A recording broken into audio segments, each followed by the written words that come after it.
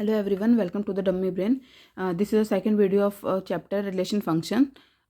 ये CBSE ने sample paper launch किया, उसमें जो ये वाला चैप्टर है वो 5 मार्क्स में आने वाला है. सेक्शन डी में आपके पास 4 चैप्टर आने वाले हैं. One is a matrix, second is relation function, third is a area under the curve and fourth is a 3D geometry. ठीक है, इसमें हम 3 चैप्टर कर चुके हैं. ये रिलेशन फंक्शन है, इसके बाद हम मैट्रिक्स करेंगे तो हमारा सेक्शन डी कंप्लीट हो जाएगा. Then will proceed to section C and B. These videos are very very important. They all are PYQs. Just practice them. You will able to score good marks in your exam. Okay. So first question for the today is, let R be the relation. हमने किया था equivalence relation. क्या होता है? वो relation जो 3 condition को satisfy करता है. A function is a relation which is a reflexive, symmetric and transitive. तो that relation is called equivalence relation. So let R be the relation हमें दे रखा है और हमें एलिमेंट 1 2 3 4 5 6 9 तक दे रखे हैं. ठीक है, रिलेशन क्या डिफाइन है हमारे पास कि जो ए बी है, ठीक है, ए बी में से या तो कोई एक इवन होना चाहिए या कोई या फिर दोनों ही इवन होने चाहिए या फिर दोनों ही ओड होने चाहिए. ऐसा नहीं होना चाहिए कि एक इवन है एक ओड है. ठीक है, तो हमने क्या लिख दिया? रिलेशन क्या है हमारे पास? रिलेशन है A B belongs to A cross A B both are even और ओड. ठीक है, तो हमारे पास 3 चीज़ें होती हैं. क्या प्रूफ करना होता है? पहले हमें प्रूफ करना होता है रिफ्लेक्सिव. तो रिफ्लेक्सिव कंडीशन क्या होती है कि A belongs to R. First condition क्या है हमारे पास? फॉर रिफ्लेक्सिव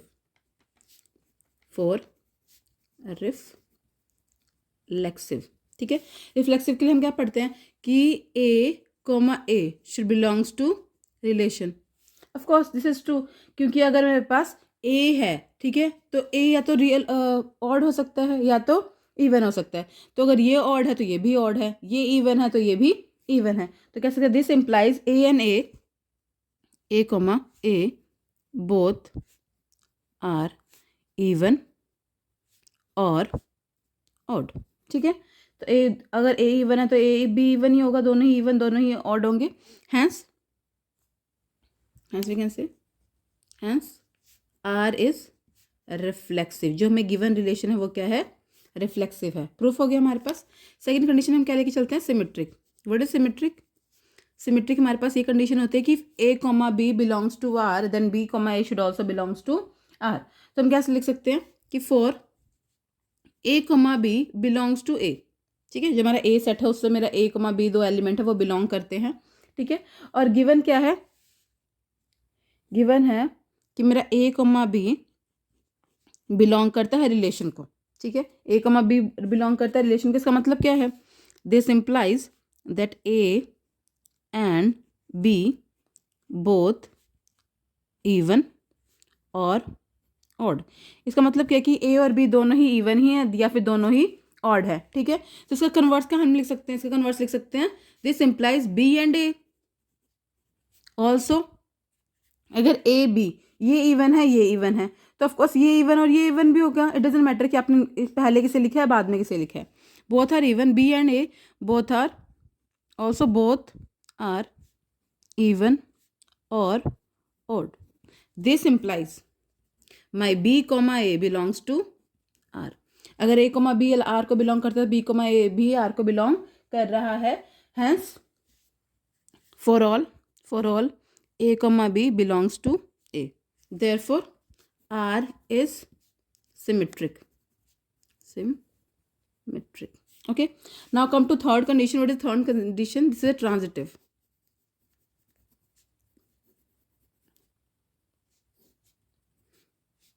ट्रांजिटिव में बस 3 एलिमेंट होते हैं.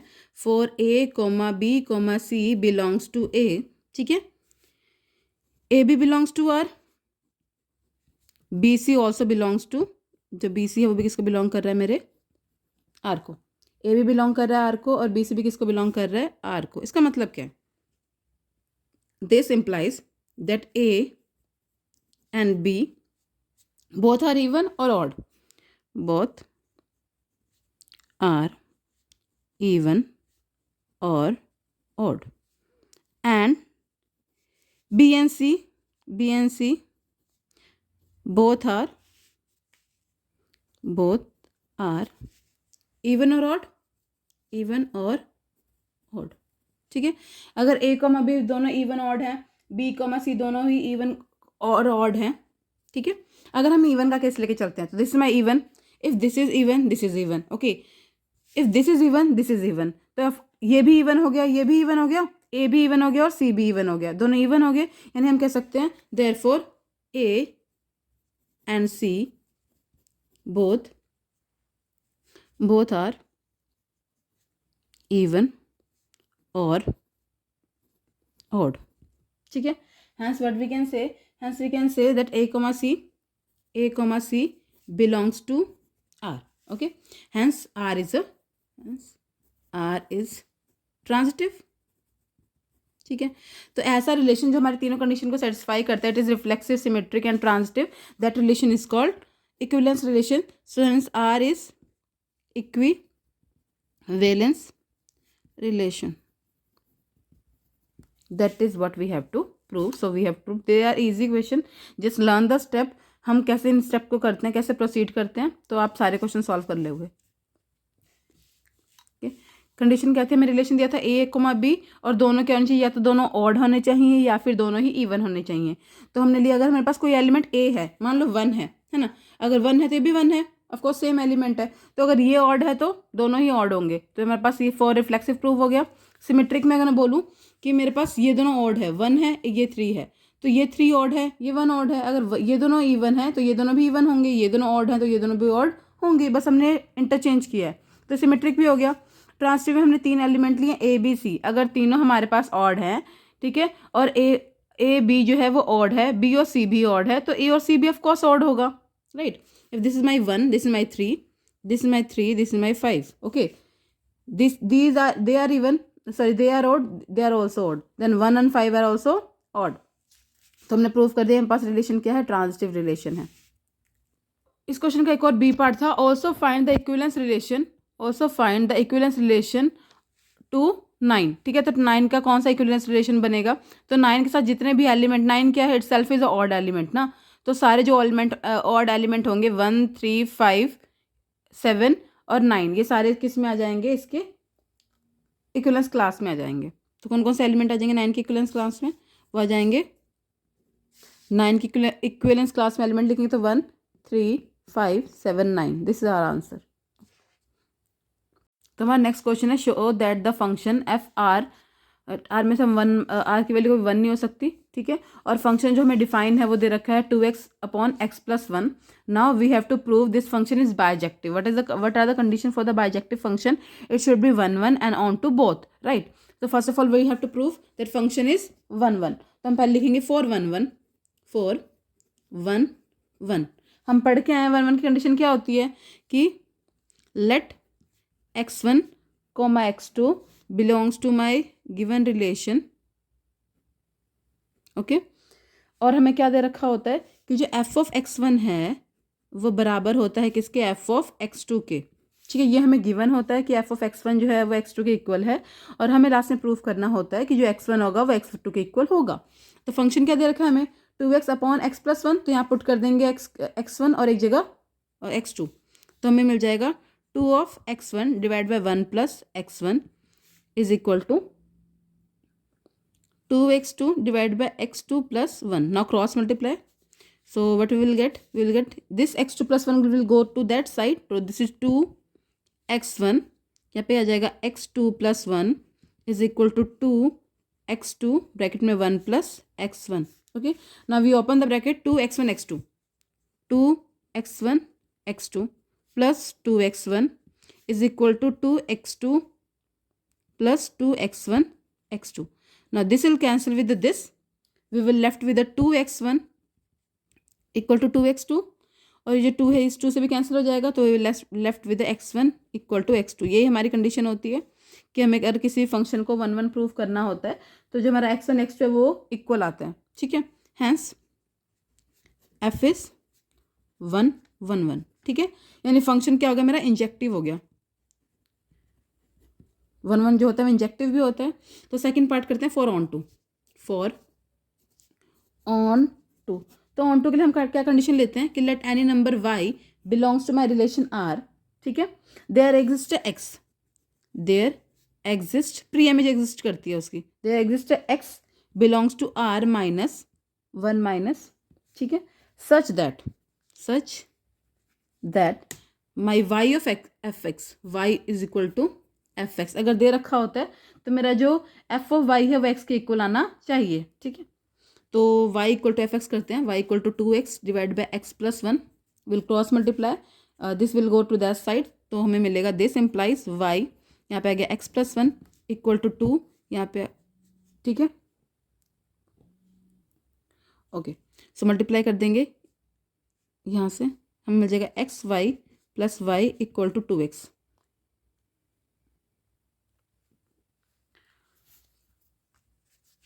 सो that x y will go to that side, हमें मिल जाएगा 2x minus x y is equal to y, x common निकालेंगे 2 minus y equal to Y.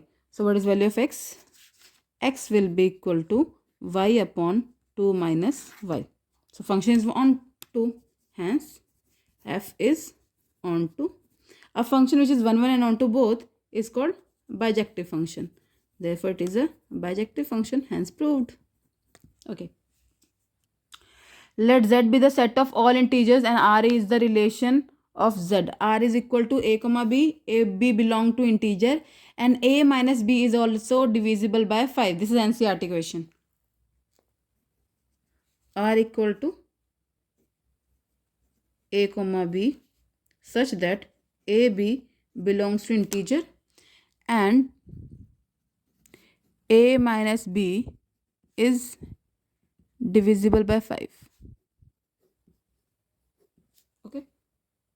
The condition for the equivalence relation is to prove a function should be reflexive, symmetric and transitive. So first we have to prove that the function is reflexive. So a comma a belongs to R. Okay, a comma अगर relation को belong करेंगे, this implies that a minus a should be zero, right, and zero is a number which is divisible by the all number, so zero is divisible by 5 even, so we can say R is reflexive. Okay, for reflexive. Second, for symmetric. For symmetric, what we have to prove that a comma b belongs to R for all a comma b belongs to integer. Okay. So if a comma belongs to R, it means that a minus b is divisible by 5. So a b belongs to R, a minus b is divisible by 5.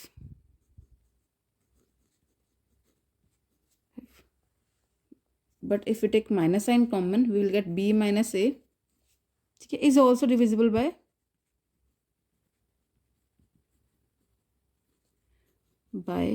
5. Okay, so what we can say that ba also belongs to R. Therefore, R is symmetric. Okay. सो ए भी belongs to R, ठीक है, यानी जो B है वो belong कर रहा है आर को, तो आर हमारे पास सिमेट्रिक हो गया. थर्ड हमारे पास क्या होता है? Third we have to prove for transitive. ठीक है. ट्रांजिटिव की कंडीशन क्या लेते हैं? ट्रांजिटिव कंडीशन होती है if a comma B belongs to R. Okay, let a comma B belongs to R, ठीक है, and b comma c also belongs to R. इसका मतलब क्या है? इसका मतलब ये है कि जो a कॉमा बी है, ठीक है, for all a comma B comma C belongs to z. इसका मतलब ये है, this implies that my a minus b is divisible by 5, is divisible by 5. Okay, और जो दूसरा हमें दे रखा है, and b minus c is also divisible by 5, is also divisible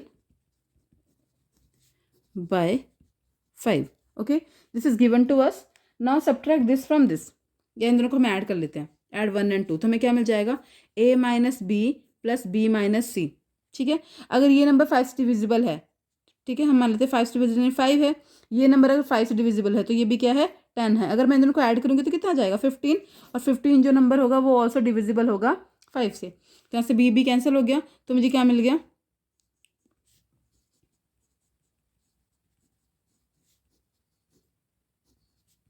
by 5. So this implies that my a minus c is also divisible by 5, is also divisible by 5. Okay, this implies that a comma c belongs to R. Okay, therefore R is a transitive. R क्या है हमारे पास आ गया, transitive आ गया, transitive. एक function जो reflexive भी है, symmetric भी है और ट्रांजिटिव भी है, फंक्शन क्या बन जाता है, equivalence relation. Therefore sorry relation बनता है equivalence relation. So R is equivalence relation, equivalence relation. आप एग्जांपल लेके प्रूव कर सकते हैं कि अगर मेरे पास ए कोई भी नंबर है, मान लो 5 है और ये भी 5 है, तो 5 माइनस 5 कितना होगा, 0, और 0 नंबर जो नंबर होता है वो डिविजिबल होता है 5 से। नेक्स्ट फॉर सिमेट्रिक, अगर मैंने दो एलिमेंट ली हैं, ए कोमा बी, वो मेरे आर को बिलोंग कर रहा है और ए बी जो है वो जेड को बिलोंग करता है, तो ए माइनस बी डिविजिबल बाय 5 अगर है तो मैं माइनस साइन कॉमन ले लूँ तो बी माइनस ए भी डिविजिबल होगा, क्योंकि ये इंटीजर है तो इसमें नेगेटिव और पॉजिटिव दोनों नंबर इंक्लूड होते हैं। ठीक है, तो ए माइनस बी माइनस ए जो होगा नेगेटिव नंबर होगा वो भी डिविजिबल होगा। ठीक है, अगर मैं इसे अपना 10 मानूँ, इसको मैं अपना 5 मानूँ, तो 10 माइनस 5 5, 10 माइनस 5 कितना होता है 5, तो 5 तो होगा 5 से डिविजिबल होगा। लेकिन अगर मैं माइनस साइन ले लूँ, 5 माइनस 10 कर दूँ तो कितना आ जाएगा -5, क्योंकि ये इंटीजर्स हैं तो -5/5 को अगर मैं डिवाइड करूँ तो भी वो चीज़ है वो बिलोंग करेगी मेरे सेट को। For transitive a comma b comma C